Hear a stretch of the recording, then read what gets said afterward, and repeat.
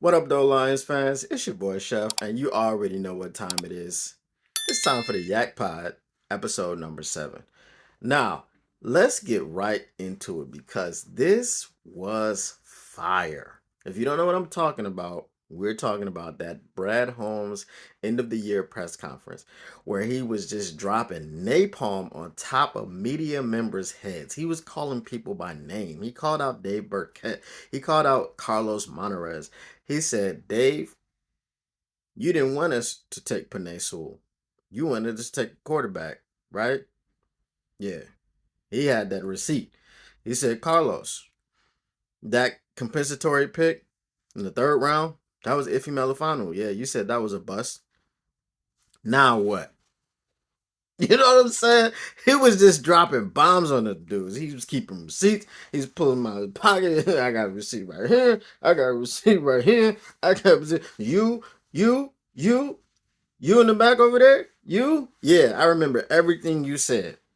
And man, I don't think I've ever seen a GM do that. I mean, we don't generally pay attention to a lot of the GMs and press conferences and the things like that from other teams. I mean, our team, though, who was going to say some stuff like that?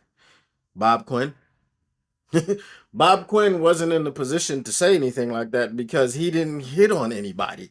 Anybody that you thought he may have hit on or he was trying to hit on is on another team. The only people from that regime are Frank Ragnow and Graham Glasgow.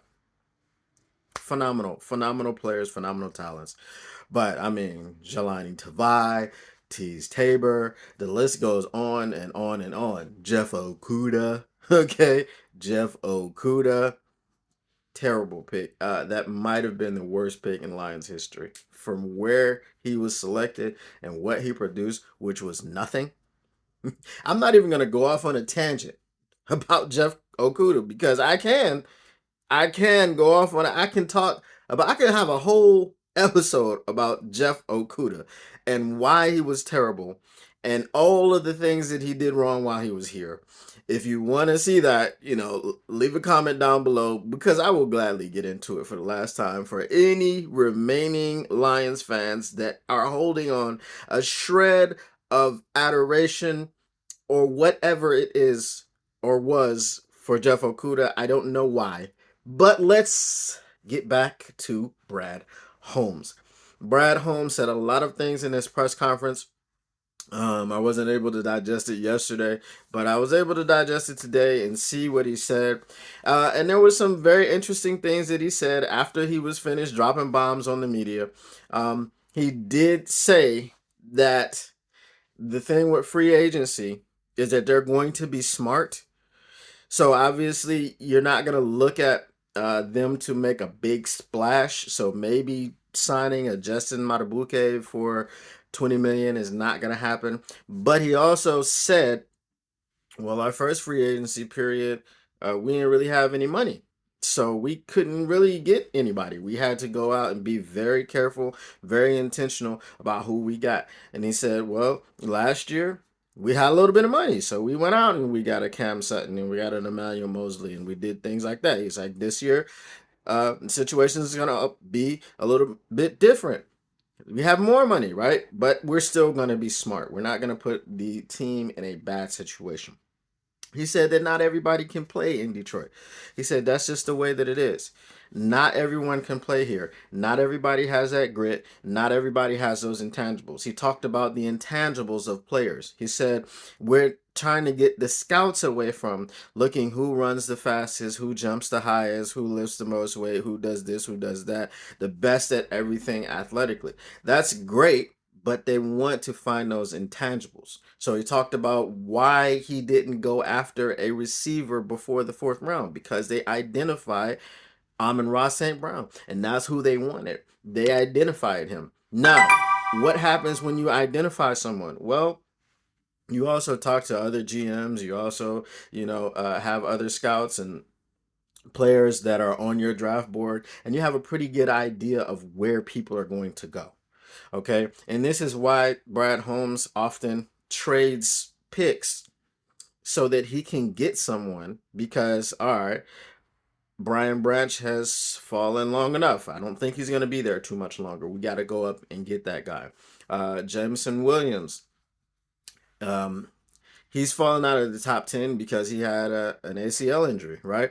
But we can't really mess around too much longer because we're not going to be able to get our guy. So they have a very good feel, as we've seen from drafting, where to get guys, and when to make a move and when not to make a move. Okay, so he also said that when they make a move, it is to win in December. When they do not make a move, it is to win in December. He said it is easy for you to look at the depth chart April, May, June, and then it's not going to be the same in December, right? He said this was not a cute story. This was not a Cinderella situation. We didn't get lucky. Being in the NFC Championship game is exactly where that they believed that they would be, and their aspiration was to go to the Super Bowl. We just fell a second half short. Right, I say we fell a fourth quarter short, but I think the game was already back in the hands, or the momentum was already back in the hands of the 49ers, even though we were tied going into that situation. But man, he was just dropping bombs, man, and giving us gems. He was talking about the defense. He's like, okay, and he was stunting a little bit. He was flexing a little bit. And he gave us a little bit of that, and he was like, you got all pro pass rusher with 11 plus sacks and 100 or more pressures, and then everybody wants to pair him with someone, and then you've got a defensive tackle who was on his way to having maybe an all pro season or a Pro Bowl season before he injured himself. And then you want to pair him with someone. You got a young up and coming safety, and then you want to pair him with someone, right? So he's like, yeah, we want to do all of that too. But at the same time, we want to make sure that our defense has quality depth. And I can understand the quality depth situation because, okay, like, look at everyone coming at Kendall Vildor's head. Like, Kendall Vildor was trash. He was like, oh, he was garbage, blah, blah, blah, blah. The conversation about Kendall Vildor is completely different if he makes that interception. Okay? We're not worried about him getting burnt. Well, not really burnt. He fell down on the CD Lamb 90 plus yard TD catch, right? So we don't really understand as fans how well Kendall Vildor did in the situation that he was in. He was a reserve backup cornerback. He's not to be your starter. Just the same thing with Jerry Jacobs. He was a reserve backup cornerback. He wasn't put on this roster to be the starting corner. He wasn't supposed to be starting left. He wasn't supposed to be starting right, but the situation came as it came. The injuries happened, and we didn't have the people that we needed, so the depth had to go in and be the starter. So now we want quality depth. We don't want to be sitting up here talking about, oh, Kendall Vildor is trash, blah, blah, blah, blah. If someone has to play for an extended amount of time, we do need that quality depth. So he was like, you may not see the big splash for a big name player, but we want to make sure that our depth is solid because injuries happen. Injuries are guaranteed in the NFL. And whether it's for a quarter, whether it's for a half, whether it's for one game, 2 games, 3 games, 4 games, five, a season, however long the period of injury is, we need someone that's capable to go in there. None of us want to see Will Harris trotting himself back out there. Bruh, Will, if you see this at some point, man, just know you're a better cornerback than me. Okay, all right. I'm saying you're a better cornerback than me. I mean, I'm 40, bro. So I'm not gonna compare myself now, right? But I didn't make it to the league. You did, right? So you're a better corner than me. You're a better safety than me. Whew, this hurts. You know what I'm saying? But listen, um, we don't want to see you out there because when you're out there, that's like the last resort, right? So that's why we brought in a Kendall Vildor and things of this nature. I mean, Will Harris may be a great locker room guy. He may be great on special teams.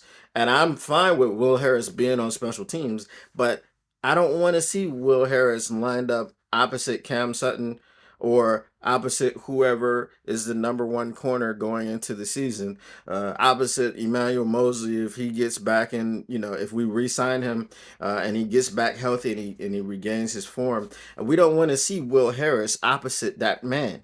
We want to see capable backups. We want to see capable depth. We don't want to see anybody injured, but the harsh reality is it's going to happen, right? And when you have a top heavy team and you have, okay, boom, we got 11 stars on the defense, just dogs. And what happens if three of them get hurt? We'll play the devil's advocate. What happens if one dog from the defensive line gets hurt, one dog from the linebacking core gets hurt, and one dog from the safety gets from what did I say, safety? And one dog from the secondary gets hurt. Now we have a dog who's hurt on every level of the defense. And entering is a bum on every level of the defense, right? So we've got 8 dogs and we got 3 bums who should be on a practice squad who need about 2-3 years of development because we got all them dogs, right? We want the dogs, but they can't all be superstars and high price. And that's what he was saying, right? Because now you insert them 3 bums, and guess what happens? Our defense takes a hit, right? Because you got a weak link on the defensive line, you got a weak link in the linebacking core, and you have a weak link in the secondary. And teams are going to be like, okay, all right, we're going to run at bum number 1. We're going to eat in the middle of the field, we're going to eat off the plate of bum number 2. We're going to eat in a deep secondary. We're going to eat off the plate of bum number 3, right? So that is greatly going to skew your defense and the scheme that you can play. So I understand what Brad Holmes is saying. Brad Holmes was over there cooking, man. He was cooking. He did say, the fans, y'all have done y'all part. We got you. All right. This is for you. All right. So that's another thing, man. You have to give Brad Holmes his props because he knows what this is about. He knows that the fans are the ones that they're doing this for, right? Everybody wants to win a championship and things of that nature. But when your fans and your city are so invested in your team, you want to win it for them. And our GM knows that, our head coach knows that, and our players know that, right? And he wants to keep players in the building that know that. He doesn't want to bring me guys in. He doesn't want to bring guys that, maybe they popped during a contract year and they got their contract and now they're just chilling. Like, I got my 20 million. I got my 15 million for the year for the next 3 years. So I'm chilling, right? I don't really care how far we go. I don't really care how well we do. And you see that. Hopefully you won't see it on the Lions, whoever gets a bag, because I don't know what a bag is going to be for the Lions. Uh, Cam Sutton got 11 million per. Maybe somebody gets 15, right? Maybe somebody gets 15 million per, and that's his bag, right? So when they go out and they scout these players, pro personnel, and they pick them up as free agents, best believe they've done their due diligence, and they know that this guy is a dog. This guy has passed the grit test. I'm gonna make up some sort of acronym for the grit test, and I'm gonna come with a grease board, you know. But anyway, so they know that they vetted this person, so they know that if I give this guy 15 million, he's still gonna be the same player that he was when he was making 5 million, or when he was making 2 or 3 million, when he was making pretty much peanuts. Obviously, none of this is peanuts to us, unless you're Elon Musk. watching the show. If you are, shout out. You know what I mean? Holla at your boy, you know. But anyway, so a player that was not making that much, and then he became a star, and then he was a very highly sought after, highly touted free agent, and then he came and he got that money. He's still going to be that same player. He's still going to be just as hungry with 15 million as he was with 3 million. And that's the type of player that they want. And I completely understand it because the foundation has been built off of players like that. You know, that's, I mean, look at the Amon-Ra St. Brown, Alex Anzalone, Panay Sewell, Jared Goff. You know, like these people are the cornerstones of this team. And then after the cornerstones, you got people like Brian Branch. You got people like Khalif Raymond. You got people like Derek Barnes. Hey man, big shout out to Derek Barnes. Like I said, after that whole Dak thing in the end zone, that I was really off Derek Barnes, man. But Derek Barnes has proven himself to be a dog. You know, he made a mistake. He put his head down and worked, and he picked off Baker Mayfield to send us to the NFC Championship game, right? And that's another thing with somebody like Josh Reynolds, man. Josh Reynolds made two crucial errors in the biggest spot that this team has been in a very long time. So I think if you bring Josh Reynolds back, he is going to work his tail off just to get back and just to make up for that and to make amends. And he wants to go back to an NFC championship. So when they go to him on 4th and 2, he's going to catch it this time. You understand what I'm saying? So those are the types of people, man, that make up this roster. You know, that grit thing is real, man. And I'm 100% on board with Brad and Dan and the grit culture. You know what I mean? We need to get some shirts made, grit culture. You know what I mean? I think that would be dope. But anyway, 100% on board with it. And if a player is not going to fit that grit culture, I don't want him. I don't care how good he is. I don't care how talented he is because he's just not going to be, he's not going to fit in. He's not going to fit in. If he's going to be a me guy, if he's going to be a locker room cancer, if he's going to tank the culture of the team, then why bring him in? You know what I mean? So from this point forward, if there is a guy that you want and he seems attainable and they don't get him, just know he wasn't a grit guy. Just know he didn't fit the grit culture. Hashtag grit culture. You already know. I'm starting that now. I'm starting that to hashtag grit culture. From this point forward, everything that I do, we already got hashtag all grit.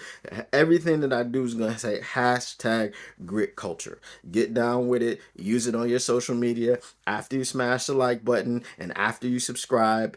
And I will see you next time. Peace.